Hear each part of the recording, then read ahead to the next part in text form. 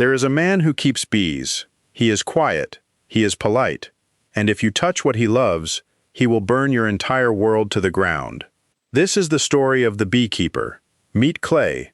On the surface, he's just a tenant, renting a garage from a sweet elderly widow named Mrs. Parker. He tends his hives, he's grateful, he's harmless.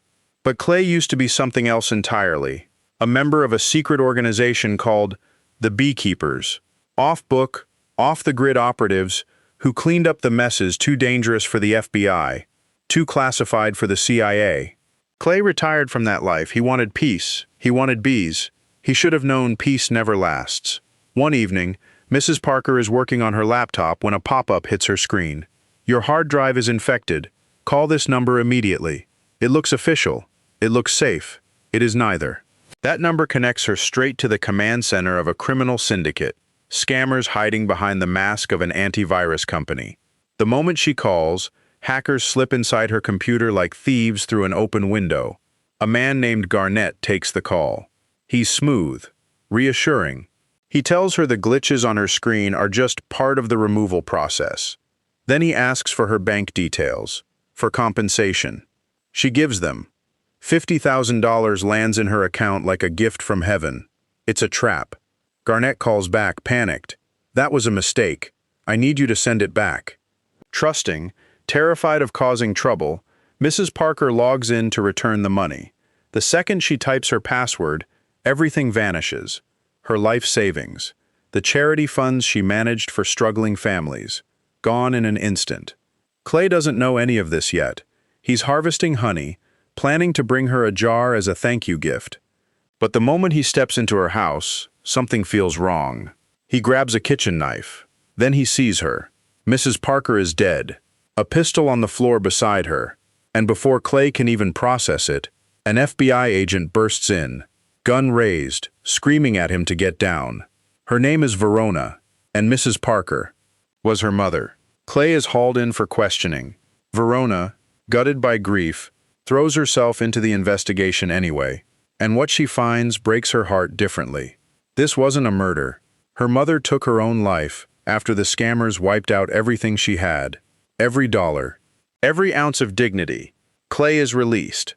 Verona comes to apologize, and in that quiet, devastating conversation, she tells him everything. The fake antivirus company, the stolen fortune, a criminal syndicate the FBI has been hunting for years without success. Clay listens, says nothing. Then he picks up the phone and calls the Beekeepers. Within hours, he has everything. The company is called UDG. Garnett runs the floor. Clay shows up with 2 cans of gasoline and absolutely no mercy. He takes down security, corners the employees, makes them swear, never again, never prey on people like Mrs. Parker again. Then he douses every computer in gasoline, rigs a bomb to a phone line, and when that call comes in, the building doesn't just burn, it's erased.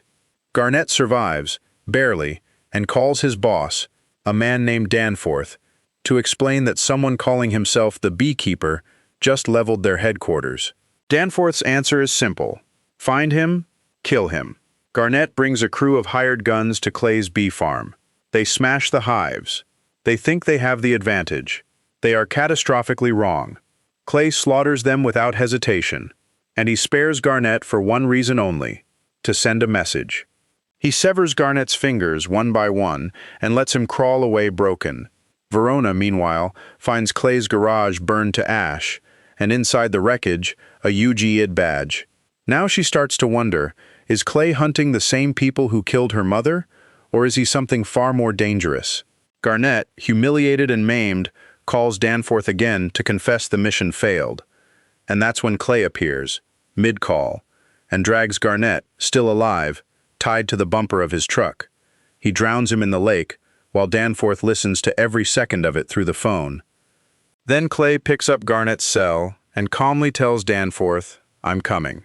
The FBI can't find a single record of Clay anywhere in government databases. Verona starts putting it together. This isn't a criminal, this is a ghost. A product of training so classified even the Bureau has never heard of it. Word reaches the very top. Danforth's mother is Jessica, the President of the United States. When she hears her son is being hunted by someone calling himself the Beekeeper, she assigns her old CIA handler, Wallace, to protect him. Wallace calls the current CIA director, demanding to know who Clay is. She tells him the truth. Clay is retired, off the books, untouchable by normal channels, so Wallace orders the Beekeepers themselves to eliminate one of their own.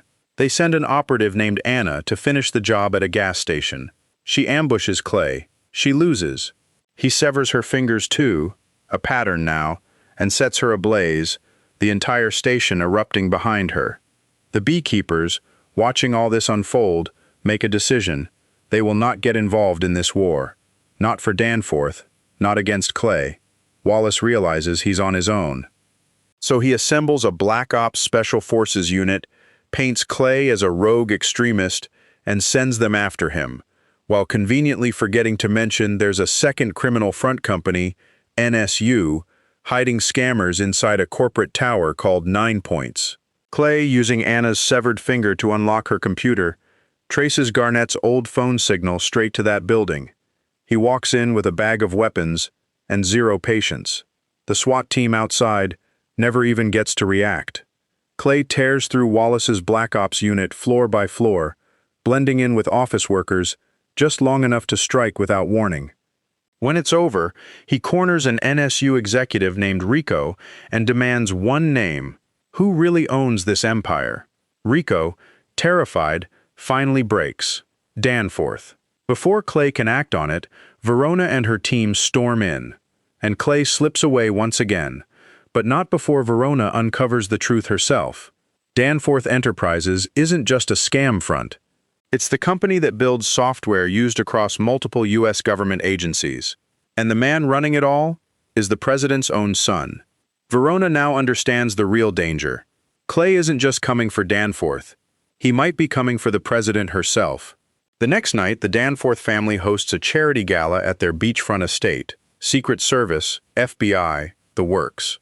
Wallace, still terrified, brings in his own private insurance, a mercenary crew led by a man named Lazarus, who claims, with a missing leg to prove it, that he's killed a beekeeper before. Clay doesn't storm the front gate. He slides in through a drainage channel, hides beneath a truck, rigs explosives on the vehicles, and disguises himself to walk straight through the party unnoticed. Inside, Verona finally lays every piece of evidence in front of President Jessica: the software, the shell companies, the blood money funding her own campaign. Jessica is horrified, her own son. Then Verona spots Clay in the crowd. She orders the SWAT team to converge. Clay lets them corner him, lets them think he's surrendering. He drops to his knees and detonates every rigged vehicle at once. In the chaos, he cuts down everyone standing between him and Danforth, sparing the agents, showing zero mercy to Wallace's mercenaries. He reaches the hallway to the president's office and finds Lazarus waiting. It's brutal, it's fast, it's over, and Clay is still standing. He pushes toward the office door, where Wallace makes one last desperate plea to stop this. Clay ignores him completely, breaking Wallace's fingers on the way past, and keeps walking. Inside, Jessica has made her choice. She's about to expose her son to the entire world. Danforth, cornered and unraveling, grabs a gun and shoots Verona. Clay plants one final charge on the door. It blows open. He storms in with Verona's team right behind him and finds Danforth holding his own mother hostage, a gun trembling in his hand. Verona, wounded, begs Clay not to let this end in more bloodshed. Clay looks at her and asks one question: is she here to enforce the law or to get justice? Danforth's grip tightens on his mother. Clay makes his choice. He puts Danforth down for good, then disappears through the window before anyone can stop him. Verona has a clean shot at his back. She doesn't take it. The film ends with Clay slipping into the ocean in full scuba gear, vanishing into the water he came from, a ghost once again. The lesson of the Beekeeper is simple: leave the hives alone, because somewhere out there, a quiet man is still tending his bees, and if you take everything from someone who has nothing left to lose, you'd better hope the Beekeeper never finds out your name.